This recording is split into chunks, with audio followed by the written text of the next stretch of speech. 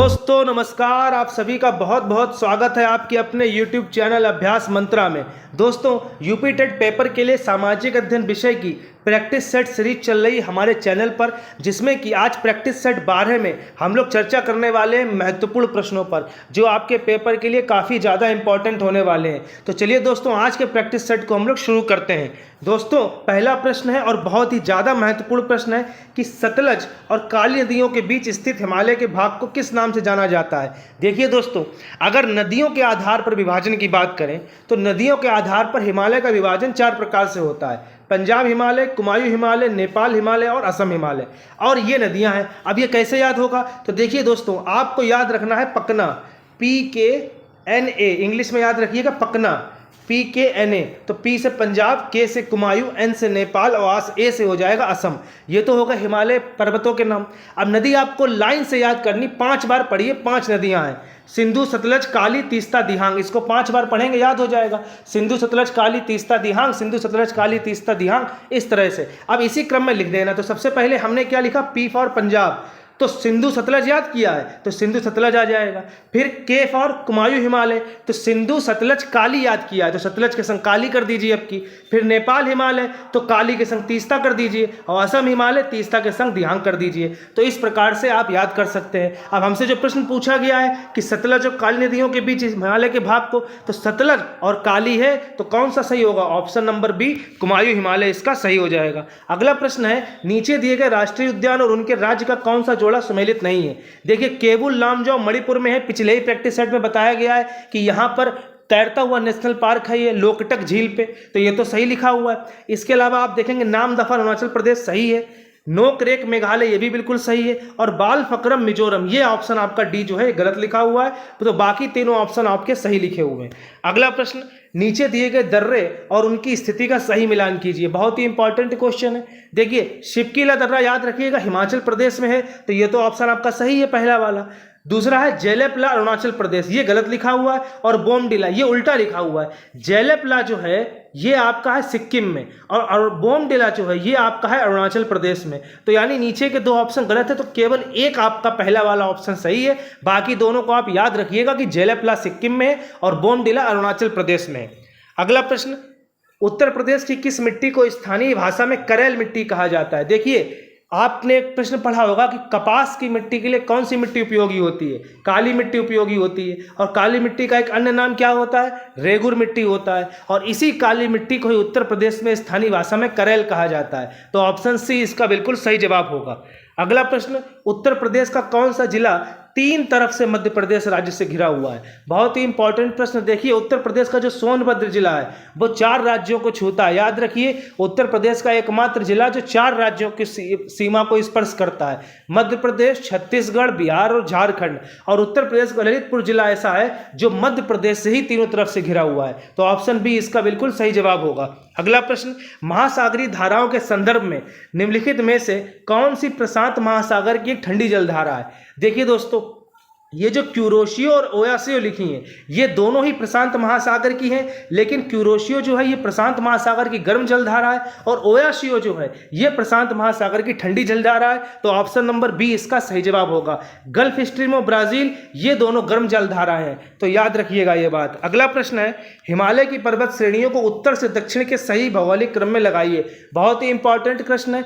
जो सबसे अगर उत्तर की बात की जाए तो सबसे उत्तर में काराकोरम आती है, तो ऑप्शन ए तो गलत हो गया और ऑप्शन डी भी गलत हो गया। अब ऑप्शन बी में देखें तो काराकोरम यहां पर भी है, ऑप्शन सी में भी काराकोरम है। काराकोरम के बाद आती लद्दाख, तो ऑप्शन बी सही होगा। काराकोरम, फिर लद्दाख, फिर जास्कर, फिर पीर पंजाल। तो याद रखिएगा, अगर उत्तर से दक्षिण की बात की जाए यानी ऊपर से नीचे, तो सबसे पहले काराकोरम, फिर लद्दाख, फिर जास्कर, फिर पीर पंजाल। ऑप्शन बी इसका सही जवाब होगा। अगला प्रश्न, प्रायद्वीपीय भारत की निम्नलिखित नदियों को उनके उद्गम स्थल के साथ सुमेलित करते हुए गलत जोड़े का चयन करना है। तो देखिए, गोदावरी नदी का उद्गम स्थल त्र्यंबकेश्वर की पहाड़ियां बिल्कुल सही है। ये याद रखिएगा उद्गम स्थल। कृष्णा का महाबलेश्वर बिल्कुल सही है। कावेरी ब्रह्मगिरी की पहाड़ियां बिल्कुल सही है, पर महानदी अमरकंटक पठार यही बिल्कुल गलत लिखा हुआ है। महानदी का उद्गम स्थल छत्तीसगढ़ में है, अमरकंटक के पठार से निकलती है नर्मदा नदी। तो ये भी बात आप याद रखिएगा। इस क्वेश्चन का सही आंसर होगा ऑप्शन डी, क्योंकि ये गलत है। अगला प्रश्न है, निम्नलिखित में से कौन सा क्षेत्र भारत के अंतर्गत पूर्ण या आंशिक रूप से शामिल 4 वैश्विक हॉट स्पॉट में से एक नहीं है? तो पहली बात तो यही याद रखिएगा कि भारत में कितने क्षेत्र हॉट स्पॉट क्षेत्रों में शामिल है, तो 4। कौन कौन से? तो देखिए, पश्चिमी घाट तो है ही, इंडो बर्मा क्षेत्र भी है, सुंडालैंड भी है। ऑप्शन सी अरावली पर्वत श्रृंखला नहीं है, इसकी जगह पे आप याद रखिएगा हिमालय। तो जो हिमालयी क्षेत्र है, पूर्वी हिमालयी क्षेत्र, वो वैश्विक हॉट स्पॉट क्षेत्रों में शामिल है। अरावली पर्वत श्रृंखला हॉट स्पॉट क्षेत्रों में शामिल नहीं है, तो ऑप्शन सी इसका सही जवाब होगा, क्योंकि वो शामिल नहीं है। अगला प्रश्न, हर्षवर्धन के शासनकाल में भारत आए चीनी यात्री हेन स्वांग ने किस विश्वविद्यालय में शिक्षा ग्रहण की थी? देखिए, हा से होता है हेन स्वांग, हा से होता है हर्षवर्धन। तो हर्षवर्धन के शासनकाल में कौन आया? हेन स्वांग। किस विश्वविद्यालय में शिक्षा ग्रहण करी? तो नालंदा विश्वविद्यालय में शिक्षा ग्रहण करी। नालंदा विश्वविद्यालय किसने बनवाया था? तो नालंदा विश्वविद्यालय बनवाया था कुमार गुप्त प्रथम ने, याद रखिएगा। ऑप्शन सी इसका सही जवाब है। अगला प्रश्न है, मुगल काल में लड़ा गया खानवा का युद्ध बाबर और किसके बीच हुआ था, जिसमें बाबर ने जिहाद का नारा दिया? देखिए दोस्तों, बाबर 1526 से 1530 तक रहा, यहां पर शासन किया उसने, और वो युद्ध ही लड़ता रहा। तो कैसे याद करेंगे? देखिए, इसके चारों युद्ध बहुत इंपॉर्टेंट है। सबसे पहले बात की जाए तो आप समझ लीजिए, बाबर बहुत दूर से आया था, तो बहुत दूर से आया था तो थक गया, तो सबसे पहले आके क्या किया उसने? सबसे पहले उसने पानी पिया। तो पानीपत का युद्ध 1526 में हुआ, इब्राहिम लोदी के संग। जीता सब में बाबर ही है, तो ये तो आप छोड़ ही दीजिए। उसके बाद जब उसने पानी आनी पी लिया, तो उसने सोचा चलो खाना खाया जाए। तो फिर उसने क्या किया कि खाना खाया, तो फिर भाई खानवा का युद्ध 1527 में हो गया। किसके संग हुआ था? राणा सांगा के संग हुआ था, और इसी युद्ध में बाबर ने जिहाद का नारा दिया था, याद रखिएगा। अब जब बाबर ने खाना खा लिया तो पैसे सारे खाने में खत्म हो गए। अब उसने लोगों से चंदा मांगा, तो फिर चंदेरी का युद्ध हो गया अगली साल 28 में। किसके साथ हुआ? मेदिनी राय के संग हुआ। और जब चंदा मिल गया, तो चंदा बहुत ज़्यादा मिल गया उसको, तो उसी चंदे से उसने यहाँ पर क्या बना लिया? घर बना लिया। तो 1529 में घाघरा का युद्ध हो गया। तो इस प्रकार से आप याद कर सकते हैं, पानी पिया, खाना खाया, फिर चंदा लिया, चंदा ज़्यादा मिल गया तो घर बना लिया। तो ये युद्धों का क्रम सही है, और याद रखिएगा इस प्रकार से इस क्वेश्चन का राइट आंसर होगा ऑप्शन बी। प्रश्न अच्छे लग रहे हो तो वीडियो को लाइक जरूर कीजिए दोस्तों, और जिनको भी आवश्यकता हो उन तक हमारा वीडियो शेयर कीजिए। अगला प्रश्न है, अकबर द्वारा शुरू किए गए धार्मिक विचार दीन इलाही को स्वीकार करने वाला एकमात्र हिंदू दरबारी कौन था? सही जवाब है दोस्तों ऑप्शन सी, बीरबल महेश दास। दीन इलाही कब शुरू किया गया? 1582 में। कब शुरू किया गया था? 1582 में। अब बीरबल का असली नाम आप याद रखिएगा, वास्तविक नाम इसका क्या है? महेश दास। अगला प्रश्न, 1757 ईस्वी में लड़े गए प्लासी के युद्ध में ब्रिटिश ईस्ट इंडिया कंपनी की सेना का नेतृत्व किसने किया? देखिए, बहुत ही इंपॉर्टेंट प्रश्न है। 1757 में प्लासी के युद्ध में नेतृत्व किया गया था कंपनी की सेना का रॉबर्ट क्लाइव के द्वारा। अब यहाँ पर अगर आपसे पूछा जाए कि किस युद्ध के बाद अंग्रेजों की या कंपनी की वास्तविक शक्ति स्थापित हो गई, तो वास्तविक सत्ता या वास्तविक शक्ति स्थापित हुई थी दोस्तों बक्सर के युद्ध के बाद, 1764 के बाद, ठीक। लेकिन जो शुरुआत हो गई थी वो प्लासी का युद्ध से ही हो गई थी, तो ऑप्शन बी इसका सही जवाब है।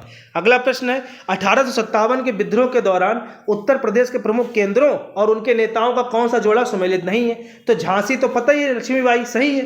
कानपुर नाना साहेब बिल्कुल सही है। लखनऊ में बेगम हजरत महल ये भी बिल्कुल सही है। लेकिन जो इलाहाबाद लिखा हुआ ये खान बहादुर खान गलत लिखा हुआ है, तो ऑप्शन डी इसका सही जवाब है, क्योंकि ये गलत लिखा हुआ है। अगर बात की जाए इलाहाबाद की, तो इलाहाबाद में आपको याद रखना है मौलवी लियाकत अली, याद रखिएगा। और खान बहादुर खान ने कहाँ नेतृत्व किया था? तो बरेली में किया था। तो ये दोनों बातें भी आप याद रखिएगा। अगला प्रश्न है, जैन धर्म के 23वें तीर्थंकर पार्श्वनाथ का जन्म उत्तर प्रदेश के किस ऐतिहासिक नगर में हुआ था? देखिए, जैन धर्म के जो पहले तीर्थंकर यानी प्रवर्तक थे वो ऋषभदेव थे। उनका जन्म कहाँ हुआ था? अयोध्या में। और जो पार्श्वनाथ थे उनका जन्म हुआ था ऑप्शन बी वाराणसी में। तो इस क्वेश्चन का सही जवाब है ऑप्शन बी वाराणसी, और अयोध्या भी आप याद रखना। अगला प्रश्न है, भारतीय राष्ट्रीय कांग्रेस के अधिवेशन तथा अध्यक्ष का कौन सा युग्म गलत है? बहुत ही महत्वपूर्ण प्रश्न है। देखिए, 1924 का बेलगाम अधिवेशन महात्मा गांधी बिल्कुल सही है, और महात्मा गांधी ने एकमात्र अधिवेशन की अध्यक्षता यही की थी। 1929 का लाहौर अधिवेशन जवाहरलाल नेहरू ये भी बिल्कुल सही है, जहां पर पूर्ण स्वराज की मांग रखी गई थी। 1931 का कराची अधिवेशन वल्लभ भाई पटेल ये भी बिल्कुल सही है, और 1938 का हरिपुरा अधिवेशन सुभाष चंद्र बोस ये भी बिल्कुल सही है। तो यहाँ पर चारों ही सही है, गलत कोई है ही नहीं। ये चारों ऑप्शन इसलिए दे दिए गए हैं कि आप इन चारों के नाम याद रखिएगा, क्योंकि चारों बहुत ही इंपॉर्टेंट हैं। अगला प्रश्न है, कुषाण काल में विकसित हुई गांधार कला शैली पर निम्नलिखित में से किस विदेशी कला का सबसे अधिक प्रभाव था? तो सबसे अधिक प्रभाव जो गांधार कला शैली पर था वो यूनानी कला का था। याद रखिएगा, ऑप्शन बी इसका सही जवाब है। अगला प्रश्न, हुमायूंनामा की रचना निम्नलिखित में से किसने की थी? तो हुमायूंनामा की रचना की थी दोस्तों गुलबदन बेगम ने। ये हुमायूं की बहन थी, इन्होंने ही हुमायूंनामा लिखा था। किस भाषा में लिखा गया? फारसी भाषा में। अबुल फजल ने रचना किसकी की थी? अकबरनामा या आईने अकबरी। और इसकी भाषा भी क्या थी दोस्तों? तो इसकी भाषा भी फारसी थी। तो दोनों की भाषाएं फारसी थी और लेखक भी आप याद रखना। अगला प्रश्न है, भारत के 6 आस्तिक दर्शनों के संदर्भ में निम्नलिखित में से कौन सा जोड़ा सही सुमेलित नहीं है? देखिए, 6 दर्शन आपको पता होने चाहिए, उनके प्रवर्तक आपको पता होने चाहिए। सांख्य दर्शन कपिल बिल्कुल सही लिखा हुआ है, न्याय दर्शन गौतम बिल्कुल सही लिखा हुआ है, वैशेषिक दर्शन कणाद भी बिल्कुल सही लिखा हुआ है, योग दर्शन महर्षि जैमिनी जो है वो गलत लिखा हुआ है। जैमिनी जो थे ये पूर्व मीमांसा के थे, ठीक, याद रखिएगा। और योग दर्शन के प्रवर्तक कौन थे ये आपको पता ही होगा, कमेंट बॉक्स में करके इसका आंसर बताइएगा। अगला प्रश्न है, हर्षवर्धन के समय उत्तर प्रदेश का कौन सा नगर महोदय नगर या महोदय श्री के नाम से जाना जाता था? तो महोदय श्री के नाम से जाना जाता था दोस्तों कन्नौज। हर्षवर्धन अपनी राजधानी को थानेश्वर से कन्नौज लेकर आए थे और कन्नौज को ही महोदय श्री कहा जाता था। अगला प्रश्न है, 9 अगस्त 1942 को भारत छोड़ो आंदोलन के शुरू होते ही ब्रिटिश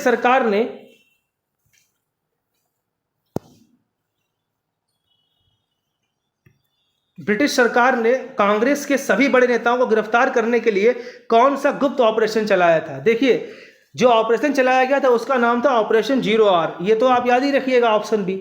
अब यहां पर एक इंपॉर्टेंट क्वेश्चन और आता है कि गांधी जी को गिरफ्तार करके किस जेल में रखा गया था? आगा का पैलेस में। जेल नहीं, नजरबंद उनको किया गया था।